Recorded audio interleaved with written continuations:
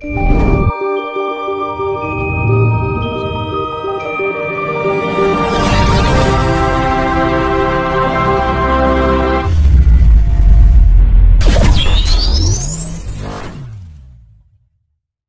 lebih cerdas otak kita, dia bisa menceritakan di dalam pewayangan. Neng asine yo ono ning ilmiah mungkin cara dhisik kan ngono diterapkan ning wayang. Nek mungkin saiki kan piye ya? Dicampurkan dengan ilmiah. Karena bedanya otak kanan dan otak kiri itu kan otak kanan itu lebih ke imajinasi, kalau otak kiri ke fakta. Ya padha wae bumi dengan belahan kutub Katulistiwa itu belahan Katulistiwa bagian kanan lebih ke imajinasi, kalau belahan Katulistiwa ke kiri itu lebih ke fakta. Makanya kan otak kanan dan otak kiri itu saling melengkapi, ngono lho. Makanya kan lebih dominan orang luar negeri yang di belah kutub utara Katulistiwa itu lebih ke fakta ilmiah. Terus kalau Katulistiwa yang bagian ini lebih ke imajinasi atau spiritual. Lah, untuk melengkapi ini piye ya? Karena darahku kan karena darahku campuran, Mas. Jadi antara kono karo kene wis bercampuran. Aku bukan asli orang Jawa. Maksudnya ya asli Jawa ini wis campuran ngono. Nah, itu jadi mengkombinasikan antara spirit dengan aktual yang sifatnya fakta ini digabungkan menjadi suatu kebenaran yang sejati. Fakta ini biar terhubung menjadi titik suatu kesejatian yang sempurna. Karena apa? Di sini merasakan sebuah kebingungan yang tidak ditemu orang Barat. Itu kalau mempelajari secara makrifat nggak akan bakal ketemu. Iya kan? Kalau orang gini, kita orang Jawa mempelajari ilmiah ya bingung, nggak mudeng.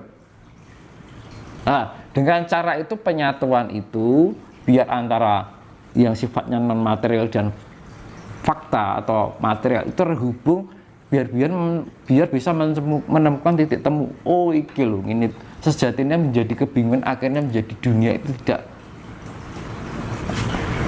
goyang. Karena apa? Pola pikir dari sekian banyak manusia itu bisa berdampak pada gejolak alam semesta ini. Loh, Mas, keseimbangan. Jadi antara otak kanan dan otak kiri harus ada keseimbangan. Antara ilmu nyata dan ilmu semu, yang ilmu tidak maya itu harus ada kesinambungan yang saling melengkapi. Nah, iki guru dominan maya, dominan nyata, semua sampai sama kapanpun bingung. Makanya kan saya mempelajari tentang wayang. Ya, aku mempelajari tentang ilmiah. Oh, komputer ini kinerjane ngene iki, ilmiah ngene iki, secara partikel ngene iki. Saiki nek wong saiki jaman wong Jawa nek memahami wayang tok. Iya toh? Tapi tidak diambil secara biologis, geologis, psikologis. Oh, kita perlu mempelajari psikologis seseorang. Alam bawah sadar biar kita bisa menemukan atas sadar pikiran, biar kita memahami sing tak pikir iki apa to jadi. Ya toh? Kita mendalami pikiran kita. Sing tak rasake iki apa to? Biar kita mendalami apa yang rasa kita. Apa yang jadi karsa kita itu apa tuh? Ya biar kita bisa mendalami kejujuran dari karsa itu hasilnya apa toh sebenarnya. Dan yang menjadi keinginanku, apapun jalannya itu hasilnya positif. Itu loh ya kuncinya, yang namanya Trisula Weda. Makanya pernah saya katakan Pancasila itu akan berpindah pada 3 sula. Trisula. Karena kenapa harus pindah pada Trisula? Itu mencakup dunia, Mas. Kenapa, Mas? Mencakup dunia. Oh, iya. Jawa ini, Nusantara ini akan menjadi mercusuar dunia, itu tidak hanya Nusantara aja, tapi semua dunia itu akan berpengaruh. Ya saya kembalikan tadi, imperialisme sudah tidak berlaku, kapitalisme sudah tidak berlaku, karena orang ketika mengalami bencana besar itu pada sadar pada kesejatian ternyata bahwa segala sesuatunya yang sifatnya keduniawian itu hanya kesia-siaan belaka. Mas, tadi kan Mas Dimas sempat menjawab sedikit terkait dengan ciri-ciri orang yang reinkarnasi.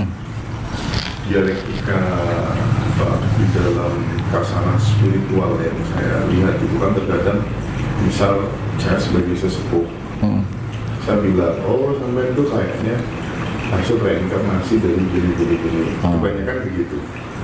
Yang ingin saya tanyakan adalah bagaimana kita memiliki kemampuan untuk mendeteksi bahwa diri kita sendiri itu sebenarnya hasil dari reinkarnasi itu gimana caranya gitu. Nah itu sebenarnya seperti pernah saya ulas di video berikutnya ya sebenarnya. Makanya di peradaban baru besok kita lebih mengenal partikel, biar kita tidak menemui sebuah kesemuan. Kalau orang umum dibilang halusinasi, iya kan? Makanya kita lebih memahami partikel. Bagaimana cara memahami partikel? Kita meningkatkan tingkat kecerdasan otak kita untuk bisa berpikir lebih logis atau nalar, akal sehat. Kira-kira bisa dinalar secara ilmu ini penting loh Mas. Ora urip nggur mangan turu ngising, tur doxing turu badok ngising, kan ngono lho. Wah urip ora ana gunane kan. Makanya kan kita di dalam ilmu Jawa sebuah pengertian ha memayu hayuning bawono. Jika ingin kita mendapatkan sesuatu, kita harus memberikan, kita mempersembahkan sesuatu di dalam diri kita. Apa? Karena apa? Asalnya dari sebuah ketidaksempurnaan. Sing tak omongke awake dhewe asale saka barang bosok. Barang busuk. Bosokan berarti. Kita ingin sempurna dari apa? Alam. Kita hidup dengan apa? Alam. Kita berhidup dengan apa? Alam. Kita tinggal di mana? Alam. Kita makan dengan apa? Alam. Kita akan kembali pada apa? Alam. Jawabannya cuma satu kan?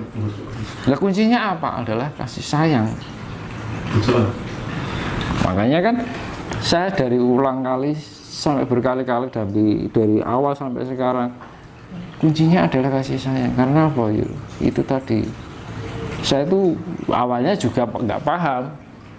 Ketika aku merenung di Candi Ketek di Gunung Lawu itu ketemu Eyang Wisnu, Ger, kue sinau tentang kasih sayang. Loh, lah napa yang? Kalau kue bakal ngerti. Ternyata benar kan? Manakala semua orang menjalani itu semua, saya pernah setebal kitab ini, kalau kita membaca kasih sayang sampai 1000 ayat kasih sayang, nggak usah kita melakukan harus gini harus begitu, secara otomatis dengan kasih sayang itu akan mengarah pada suatu kesejatian hidup yang sebenarnya. Iya, kan tentremaning urip dumunung ana ning katontraning ati itu tentreme saka apa to Mas? Kedamaian. Tentrem itu kan bahasa Indonesia kan kedamaian. Kedamaian asalnya dari mana? Manakala kita bisa menanamkan rasa kasih itu sendiri di dalam diri kita. Nggak punya rasa dendam, nggak punya rasa iri hati, disakiti anak ibu, nggih matur suwun. Tembah manah wong Jawa nek ngarani. Tepo saliro. Memahami, saling mengasihi, tresno asih, welas asih, asah asih, asuh. Gini Mas Pinus, sebenarnya kan takdir Indonesia itu kan nanti akan menjadi global player, dan itu sebenarnya sudah disampaikan oleh Bung Karno dulu. Indonesia akan menjadi mercusuar dunia, dan kata-kata itu menempel hampir di seluruh manusia di tanah air kita ini. Nah, semuanya meyakini bahwa DNA daripada bangsa ini adalah DNA juara, gitu kan? Namun sebenarnya karya nyata apa yang harus dilakukan oleh generasi muda ini untuk mengguncang dunia ini? Ya, kunci utama adalah kita harus memahami dengan ilmu leluhur, namun dengan konsep-konsep yang lebih masa kini. Kita meningkatkan intuisi kita, meningkatkan tingkat kepekaan kita terhadap keinginan semesta. Nah, bagi ciri-ciri orang yang sudah memahami ilmu kuno, itu pola pikir kita lebih rasional, tidak mengada-ada. Gitu. Terus kita lebih bisa memahami sesuatu yang harus kita terima. Dengan apa? Dengan sebuah kerendahan hati. Ya, kerendahan hati timbul dari mana? Dengan sifat rasa asuh gitu, Mas. Nah, asa asuh itu kita terapkan dengan cara bagaimana? Kita mengolah meditasi. Kenapa harus kita meditasi? Biar kita bisa menemukan sebuah kestabilan di dalam diri yang dinamakan self control. Kalau kita bisa mengendalikan perasaan kita, pikiran kita, akhirnya apa? Kita bisa berpikiran positif, ya kan? Positive thinking. Iya. Kalau kita sudah bisa berpikir yang positif, positif.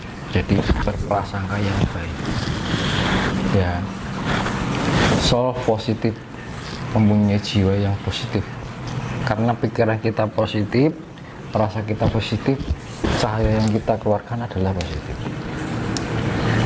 Dengan cahaya itu kita menggembirkan energi di dalam raga kita yang positif, yang namanya power, kekuatan. Kalau kita sudah mempunyai kekuatan, di dalam segala gejolak alam apa yang pun terjadi kita akan terkendali. Ya, saya kembalikan pada yang namanya ojo kagetan, ojo gumunan. Itu baru Semeru. Misalkan banyak yang di sosial media ya, saya juga melihat info-info di sosial media itu kan,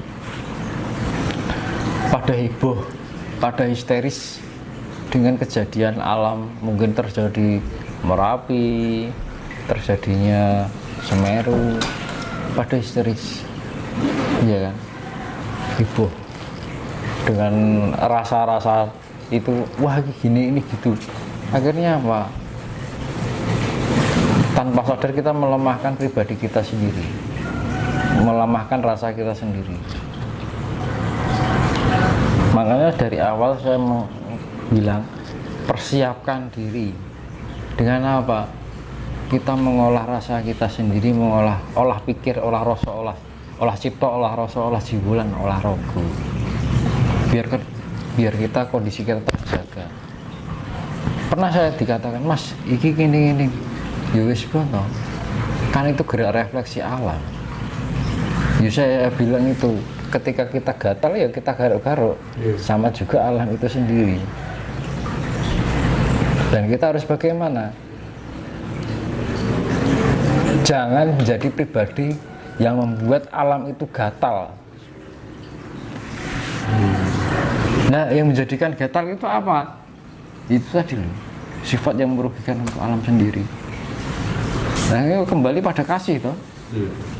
Kita harus mencintai alam. Sekarang gini, kita itu diciptakan dari alam. Sebelum diri kita adalah hewan, sebelum kita adalah hewan adalah tumbuhan.